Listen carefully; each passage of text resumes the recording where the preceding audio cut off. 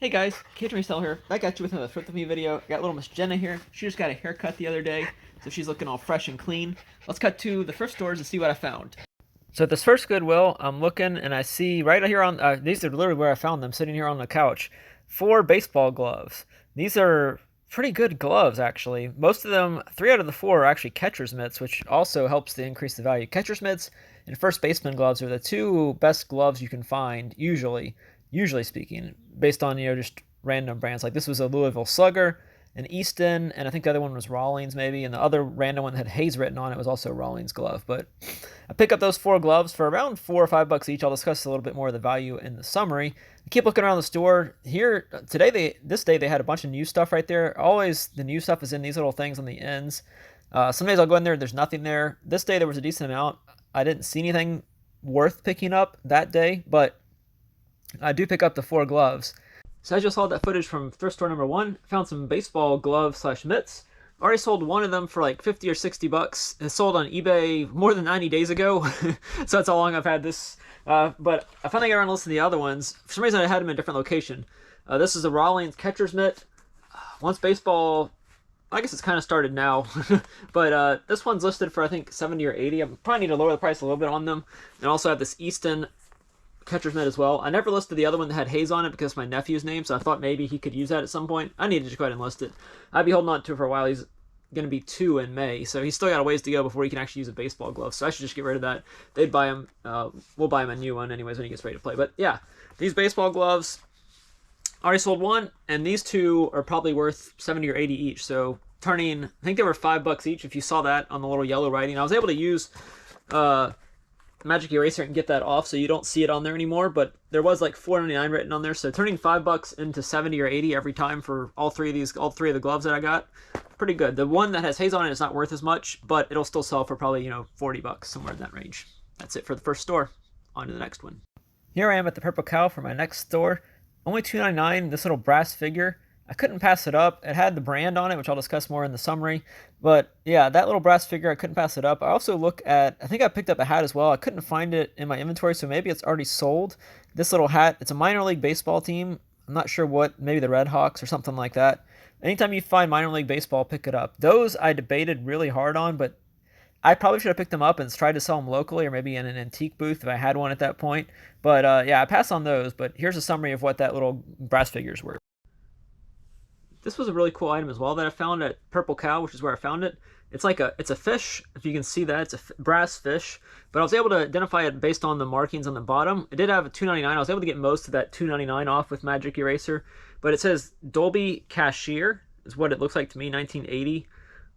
All rights reserved. But if you look at the problem with this one was I've had it listed for a while now. It hadn't sold. I decided to just go ahead and throw it in the clip, but it's worth a decent amount of money, just based on the brand. But there was like 100 listed and 20 sold of this brand. I didn't find one exactly like this. I did put it up for auction a couple times and it never sold, so I just went and buy it now. I have it listed for 105 right now.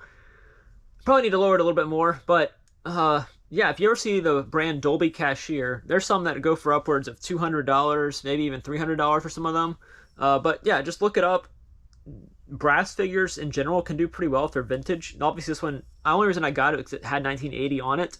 If it hadn't had that, I probably would have passed on it because I did Google Lens it and it didn't really bring up anything. But yeah, this little brass fish figure probably going to sell for 70 or 80 would be my guess. But for $3, I think it was worth it even if it takes a little while to sell. On to the next clip. At this Goodwill, I find some little voodoo dolls, keychains. For only like $2, it was worth picking them up for me. And I pick up all these baseball bats as well. 4 baseball bats for like $4 or $5 each. Here's a summary of what those might be worth. And one's already sold. This was a Goodwill where I found some really cool voodoo items. These are watch over voodoo. They're little keychains, I think is what they're supposed to be. But I have these 4 listed. I think I paid like $2 for all of them. They had some tape. I was able to get the tape off pretty well and preserve them. I did have 1 or 2 little things get pulled off by the tape, but overall it's 4 of these little guys. You can see they jingle. They're different kinds, like pirate, Mohawk guy. they all had names whenever I Google Lens them, or I guess you can actually scan the barcodes for these. But I have these listed for $40. For $3 into 40, I don't think that's too bad. I also found the baseball bats, as you saw there. Anytime I find bats for, I think these were $2 or $3 each, maybe a little bit more. This one is, what's the brand? Combat 2. This one's, I think most of these are listed for over 50 bucks. They're not too bad on the shipping. I did already sell one for 80 bucks right here. It's the Cat Composite Marucci bat. Marucci is a pretty good brand to pick up. They're actually made, or I don't know if they're made here in Louisiana, but the company is founded here in Louisiana. Easton is also a good brand to look out for. Usually with bats, you can find a model number right here. It's usually on the barrel of the bat. This one, for instance, is SL17MK10B or 108. Just varies. I think it was 10B for this one. But all these bats, anytime you can find bats for cheap, and you, like I said, look them up easily. This one's Combat Maxim as well. All these bats are going to sell for over 50 bucks, and with UPS shipping, it's not too bad. I think the bat that I sold cost like $9 to ship, in a UPS. Obviously, you ship at USPS, they have dimensional rates. They charge an exorbitant price for them. But that's it for that clip. Let's go to the next one. Here's the next thrift store, another Goodwill. Pick up the Godfather because it's sealed. Anytime I find a sealed item, I pick it up. Look at that thing right there.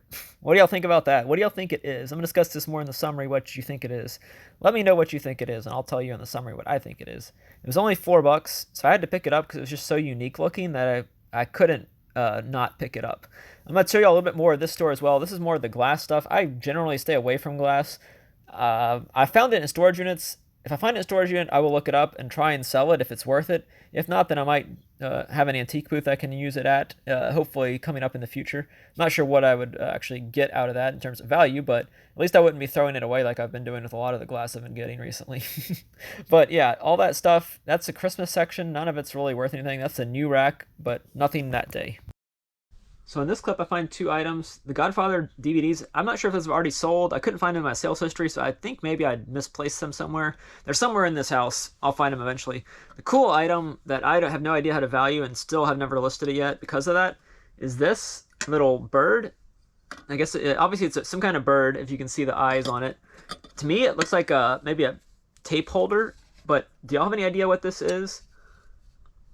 It looks like that with the little slits right there for something to go in, and then this looks like you could break the tape off on right there. So I don't know, it's some kind of brass little figure. There was no markings on it.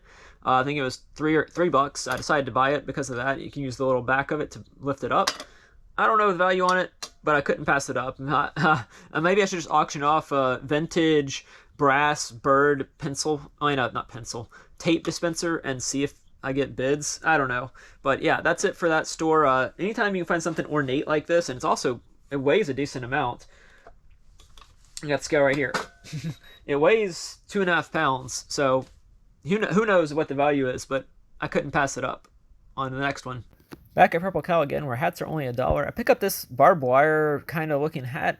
I can't remember. I think I did Google Lens it and actually brought it up. I tried to Google Lens it before doing this video, and it didn't bring up anything, so I don't know how I looked it up, but I did look it up. The drum set might have been worth it if I could find that in a storage unit, but at Purple Cow they usually ask like 50 to 100 bucks for something like that, so I couldn't pick that up today on this day. But I pick up that one hat for $1.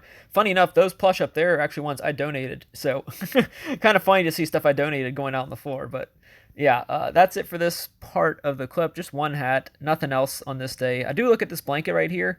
I had fall theme, and this was back in the fall before, Thanksgiving, but I passed on the blanket for this day. So here we are at Purple Cow again. I find one hat that hasn't sold yet, but it looked cool to me, and that's why I picked it up. And I was able to look up my listing for it. I have it currently listed as 80 bucks. Has one watcher, but this is a New Era Recon barbed wire hat. So it has like money right there, skull, barbed wire. It's got like the $100 bill with the skull on it. So I picked it up just because it looked interesting to me. It is fitted, which always makes it harder to sell a fitted hat, but it does have one watcher. Maybe I need to lower the price to like 60 or 70 and see what happens with it. But yeah, anytime I pick up a hat for $1, which is what they charge at this store, and turn it into, even if it goes for 50 bucks, I'll do that. So that was it for that store, and now let's go on to the final thrift store for this video. For this final clip, I find these Christopher Radko pumpkins. Unfortunately, they had tape on them, as you can see, and they're kind of peeling. I'll discuss more in the summary what I think, if I should have picked these up or not, but I did pick them up. What do y'all think? Would y'all have picked those up? Let me know down in the comments below. Here's the summary. The last two items for these videos are Radko. If you ever find Christopher Radko, you should buy it. There is a problem with this one, though, which is why I probably should not have bought it. But it says Christopher Radko on it, pumpkin ceramic tea light holder. You can see right there, it even has the barcode for it. The problem with these is they put tape all over them and to hold them together because it's two different pieces. And when I took the tape off, I knew this was an issue when I bought it. I still paid, I think I paid like $2 or $3 for these, which was worth the risk to me because the one listed on eBay was listed for like $200 or $300, which I didn't think it actually sold for that. I think Terapeak and WorthPoint confirmed it doesn't sell for that much, but even in this condition, I think they will still sell for something. I still have never listed them. I still have pieces falling off of them on me right now, which makes me also think they might not be real, or maybe it's just aged to where it comes off. But the Radco stuff I've gotten in the past doesn't peel that easily. But this one's in a little bit better condition. There's not as many things peeling off. There is some white spots there, obviously. But anytime you pick up Christopher Radco, I know people in the past have picked up some ornaments and sold them really well. I sold the Muppet ornament for like $140 or something. You just never know sometimes with Christopher Radco stuff. Some of it's not great. Some of it can be a big bolo. So that's it for this video, guys. Thanks for coming along. 5 or 6 thrift stores, I think, were in this one. And don't forget to leave your comment with your favorite item that I found. Mine would probably be the gloves because I think they're easier to ship than the bats. And thanks for watching. Don't forget to subscribe.